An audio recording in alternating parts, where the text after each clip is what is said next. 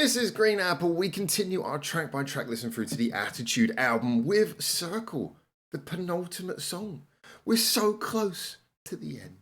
So at this point, actually, as I'm getting close to the end, I'm thinking about I might put up a poll on the channel asking you guys which album you want me to check out next or something along those lines. See if I can maybe check out a different era of the band. I was thinking maybe going back to see what their debut album sounded like. I don't even know which one was their debut album. Couple of things that I might want to check out moving forwards. But hey, I've been really enjoying Attitude. It's been very eye-opening after listening to so many of their singles prior.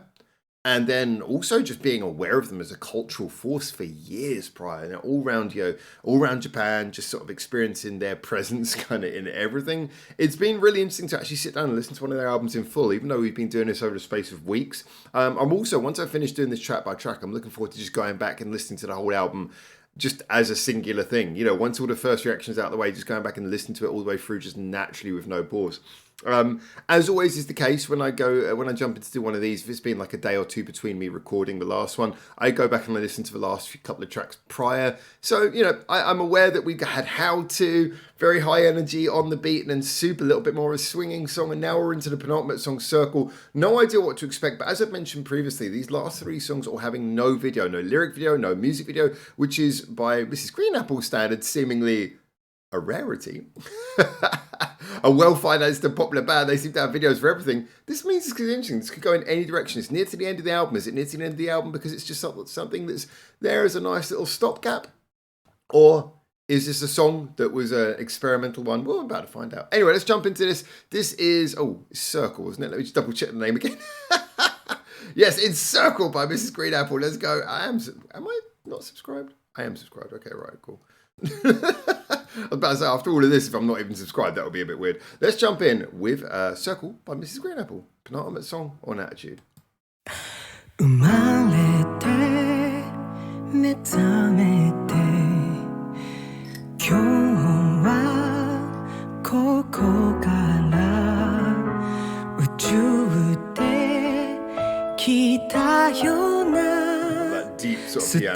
敵なものかどうかまた確かめに来たよ愛は見えなくたっていい心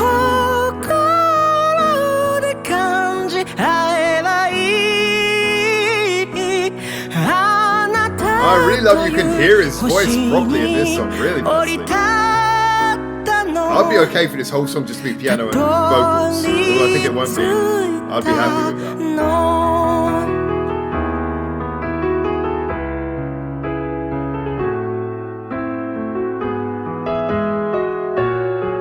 Yeah, that piano is lovely. 透けては眠って今日は Sticking with the piano, I like it. ここで来たような会いたい人に会えるかさ楽しみにしてたよ悲しみにくれなくていい夜はちゃんと寝てほしいあなたという惑星と That's piano and ぶつ vocal. かったのは And beautifully performed. 意味があるでしょう This is the first song where his vocals really fully had a chance to breathe this much. And I'm appreciating him as a singer even more in this song than I think I had before. I love piano-led songs, I'm sorry. めくりゆく血液 No, on the 着 left 替 hand えてみる入り口はどこか探している縮こまるのも喜びだけるああまためくる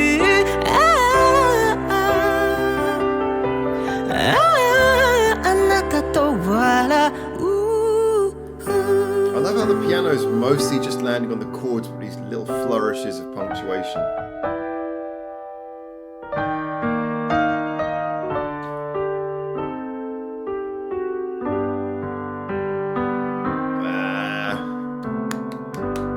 I'm really happy about that. That is not what I expected. I've said that so many times in this album, listen through to this to Attitude. That is not what I expected. But do you know what? We've had so many songs that have gone left field. You know, I keep on going back to things like, what is it called? Kimosabi, which went suddenly punk, and then you've had like songs like Viking, which had like that sort of mid-tempo sea shanty thing. Yeah, we've had songs going so many different directions. Even How To was quite unexpected.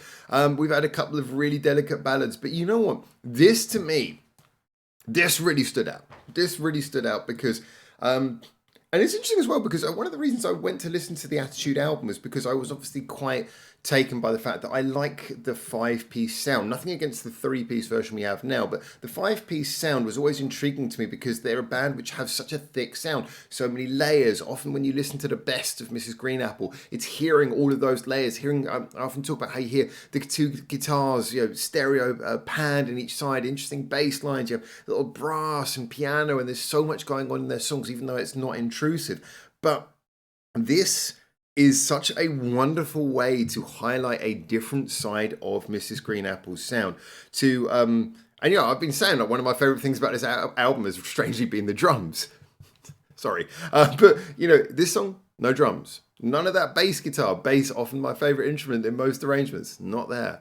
None of this. No guitars, nothing. Just piano and vocal. Now, so I'm assuming that the keyboard player and I always forget his name.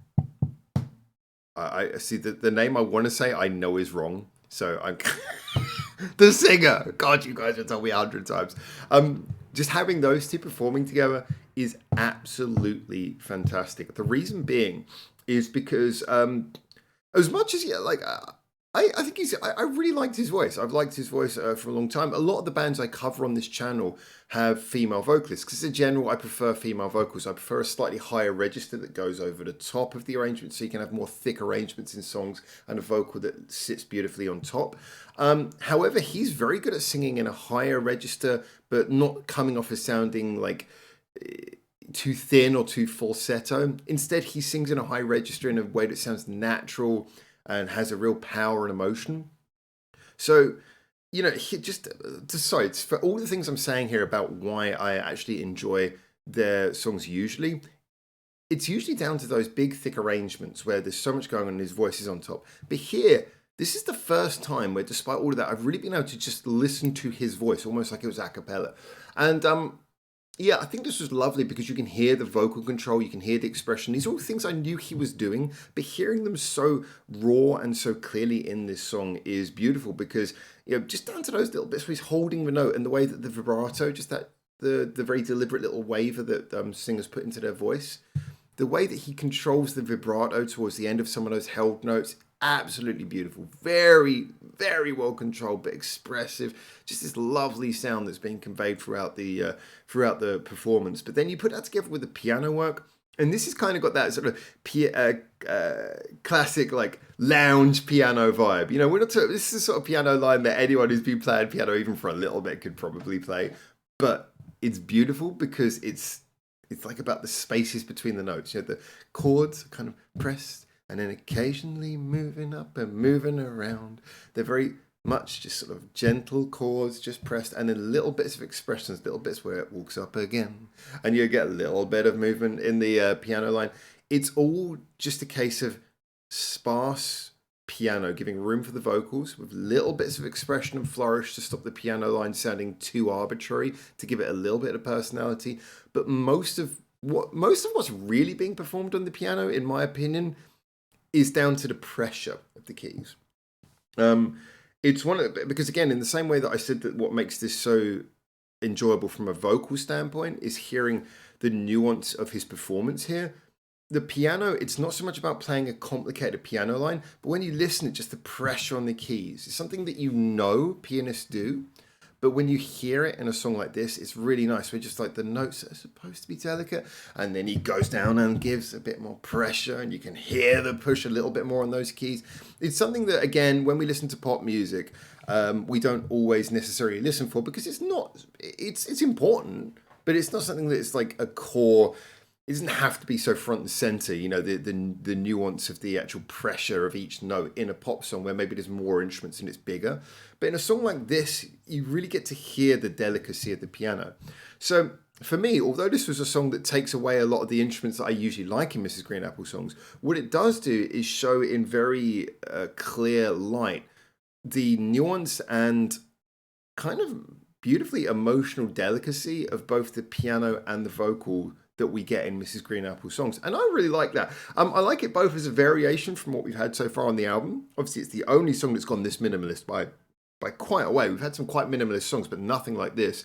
And it uses the minimalism for a very, very clear, obvious, and well-delivered purpose, which is just getting the delicate nuances, the delicate feel of those two instruments, the voice and the piano, and conveying them to you as a listener. And thus, I would say this is definitely one of the songs that I would find most beautiful. I mean, you probably noticed as I was doing my reaction just then, first reaction as it was, I'm a big fan of songs that develop, that kind of have somewhere they go to a place. But when this song was coming on, every time we got to like a change where it went into like the second verse or the second chorus, I was a little bit worried that suddenly the rest of the band was going to come and it would turn into a rock song for the ending. And don't get me wrong, like I say, I love the quintessential Mrs. Green Apple sound. I think it's really enjoyable, really thickly layered and really engaging. However, just for this song, I was like, this is working so well. It's just vocal and piano. I was like, just leave this one. This one doesn't have to develop. Just let this one play out naturally. And they did. They did. And I really appreciate the restraint. I really, I love the drums and I love the bass, and I love them for having the wisdom to not be in this song as much as they've made some of the other songs in this album brilliant by their fantastic work. I think they were wise to not be in this song. So, yeah, I genuinely actually thought this was a really lovely addition, especially as a penultimate song. What a great place to put that. That's wise. It's somewhere where you don't want a song like this, you don't want to put it front and center, because obviously it's a song where 60% of the band are not present on it. So having it towards the back of the album makes it a little bit more of a modest addition, but still it brings colour and variation later on in the album. And putting it right before the end, well, I don't know what Folktale is going to be like, and don't spoiler it for me, don't spoiler it, but I'm looking forward to, I don't know, is Folktale going to be another ballad? Is it going to be a big, resounding, anthemic finish to the album? Is it going to be a punchy final song? It's 4.5 minutes, so I'm imagining whatever it is, it's relatively big at least. I'm looking forward to seeing what that is, but this is a great penultimate song to set you up for the finale. So if anything, as much as I like this has put extra pressure on Folktale to be a really good ending. So I'm looking forward to finding it out. As always, though, those are my opinions. Get in the comments, tell me what you think. This was really interesting. And until I hopefully see you very soon in Japan for the next one of these. For now, ciao, ciao.